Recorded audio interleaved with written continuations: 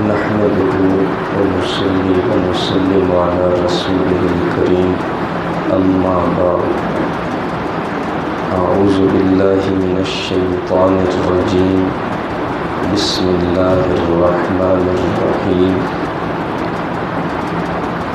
الحمد لله الذي أنزل على عبده الكتاب ولم يجعل له عوجا صدق الله العظيم.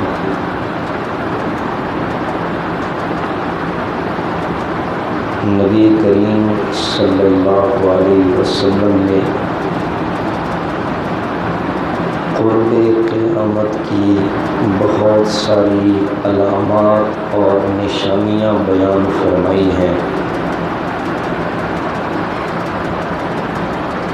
جن میں سے قرب قیامت کی ایک نشانی اور ایک علامت دجال کا ظہور ہے۔ حضرت عمران ابن حسین رضی اللہ عنہ سے روایت ہے کہ میں نے رسول اللہ صلی اللہ علیہ وسلم سے سنا، آپ علیہ السلام فرماتے تھے کہ حضرت آدم علیہ السلام سے لے کر قیامت تک اللہ کی مخلوق میں سے فتنہ دجال سے بڑا اور کوئی فتنہ نہیں ہوگا۔ یعنی آدم علیہ السلام کی تخلیق سے لے کر اب تک اور اب سے لے کر قیامت تک انسانوں کے لیے جتنے بھی فتنے ظاہر ہوئے اور ظاہر ہوں گے، ان میں سب سے عظیم فتنہ وہ دجال کا ہوگا، جو انسانوں کے لیے سخت ترین آزمائش کا مرحلہ ہوگا، جس میں مومنوں کے ایمان کا امتحان ہوگا۔ اس لیے حضرت عبداللہ ابن عمر رضی اللہ عنہ سے روایت ہے کہ رسول اللہ صلی اللہ علیہ وسلم نے ارشاد فرمایا کہ میں اپنی امت کو اس فتنے سے ڈرا رہا ہوں جس فتنے سے ہر نبی نے اپنی امت کو ڈرایا ہے، یہاں تک کہ آدم ثانی حضرت نوح علیہ السلام نے بھی اپنی قوم کو اس فتنہ دجال سے ڈرایا تھا۔ اس سے آپ اندازہ لگائیں کہ یہ کتنا بڑا فتنہ ہوگا انسانوں کے لیے۔ اس لیے حضرت عائشہ صدیقہ رضی اللہ تعالی عنہ فرماتی ہیں کہ میں گھر میں بیٹھی رو رہی تھی، نبی علیہ السلام تشریف لائے اور پوچھا عائشہ کیوں رو رہی ہو؟ میں نے عرض کیا یا رسول اللہ دجال یاد آ گیا ہے، اس وجہ سے رو رہی ہو۔ نبی علیہ السلام صحابہ کے سامنے اس فتنے کا اس انداز میں ذکر کرتے تھے کہ اس دور میں صحابہ اس فتنے کے ظہور سے ڈرنے لگے۔ تو آپ علیہ السلام نے حضرت عائشہ سے فرمایا کہ اگر یہ میری زندگی میں آ گیا تو میں تم سب کی طرف سے اس کے لیے کافی ہو جاؤں گا، اور اگر میرے بعد نکلا تو پھر یاد رکھنا عائشہ تمہارا رب کانا نہیں ہو سکتا۔ دجال کانا ہوگا، یہ اس بات کی علامت ہوگی کہ یہ خدا نہیں ہے، یہ ایک جھوٹا ہے۔ اب دجال کا فتنہ کیا ہے؟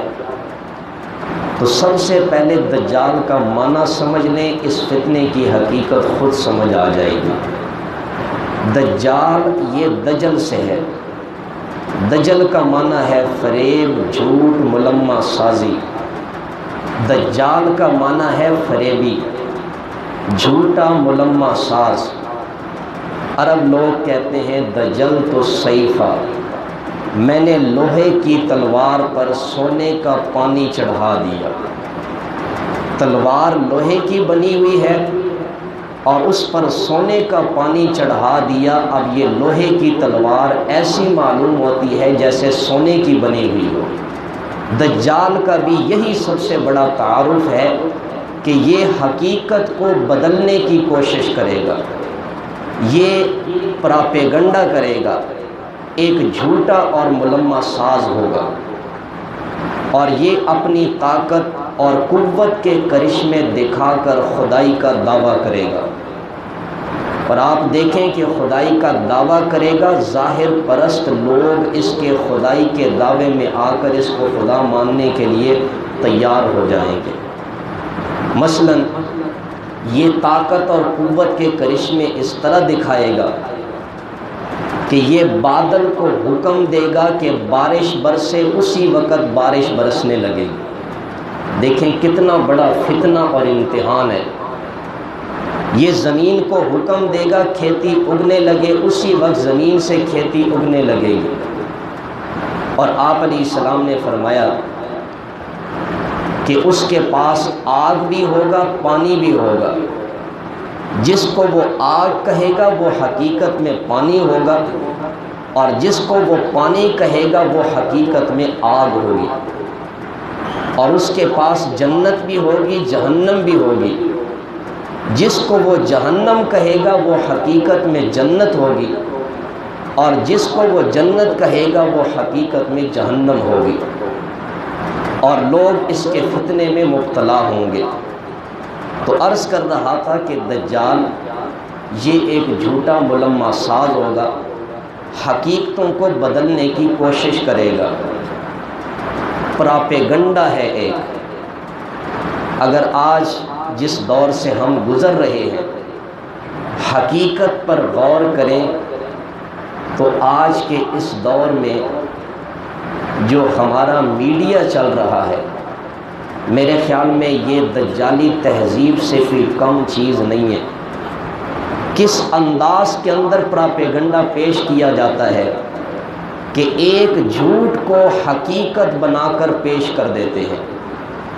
میڈیا پر کتنی چیزیں ایسی ہیں کہ ہم مسلمان ہو کر 5 وقت کی نمازیں پڑھنے والے، صدقہ خیرات کرنے والے، روزے رکھنے والے، قرآن کی تلاوت کرنے والے، لیکن دجالی میڈیا ایک جھوٹ کو میڈیا پہ عام کرتا ہے، اس طرح حقیقت بن کر سامنے آ جاتی ہے کہ ہم مسلمان اس پہ ایمان لے آتے ہیں۔ کیا یہ حقیقت نہیں ہے؟ مجھے اس کی مزید وضاحت کرنے کی ضرورت نہیں ہے، یہ اشارہ ہی کافی ہے۔ آج کتنے سمجھدار مسلمان ایسے ہیں، بڑے بڑے ڈاکٹر، پروفیسر، پڑھے لکھے لوگ ایسے ہیں، اس دجالی میڈیا کی گفتگو کو سن کر لوگوں کے سامنے حقیقت میں وہ پیش کرتے ہیں کہ واقعی جو کچھ میڈیا کہہ رہا ہے یہ حق اور سچ ہے۔ تو یہ یہود یہ بھی دجال کے تعاون کرنے والے ہیں، جس طرح ایک حدیث پاک کا مفہوم ہے کہ دجال کا ساتھ دینے والے یہودی ہوں گے، اس لیے یہود اب بھی دجال کا انتظار کر رہے ہیں، اس کے لیے گویا راستہ ہموار کر رہے ہیں۔ تو یہ دجال ایک بہت بڑا فتنہ ہے۔ آپ علیہ السلام نے اس وقت صحابہ کرام کو اس فتنے سے آگاہ کیا تھا۔ اب اس فتنے سے بچنے کا طریقہ کیا ہے؟ نبی کریم صلی اللہ علیہ وسلم کا فرمان ہے، آپ نے فرمایا کہ جو شخص سورہ کہف کی ابتدائی 10 آیات کو یاد کرے، یہ 15ویں پارے کی دوسری صورت ہے سورہ کہف، جو شخص اس کی ابتدائی 10 آیات کو یاد کرے اور ان کی تلاوت کرے، ان آیات کو پڑھے، اللہ اس شخص کو فتنہ دجال سے محفوظ رکھیں گے۔ تو یہ جو نبی کریم صلی اللہ علیہ وسلم نے اس فتنے سے اپنی امت کو اتنی تاکید کے ساتھ ڈرایا ہے، یہ اس لیے کہ یہ ہمارے لیے سب سے بڑا امتحان ہوگا، یہ ایمان اور کفر کے مرحلے کا بڑا امتحان ہوگا۔ اس لیے اللہ تعالیٰ سے دعا ہے کہ اللہ ہمیں اس کے فتنے سے محفوظ رکھے۔ اس کا بقیہ حصہ انشاءاللہ کل کے درس میں۔ صدق اللہ العظیم۔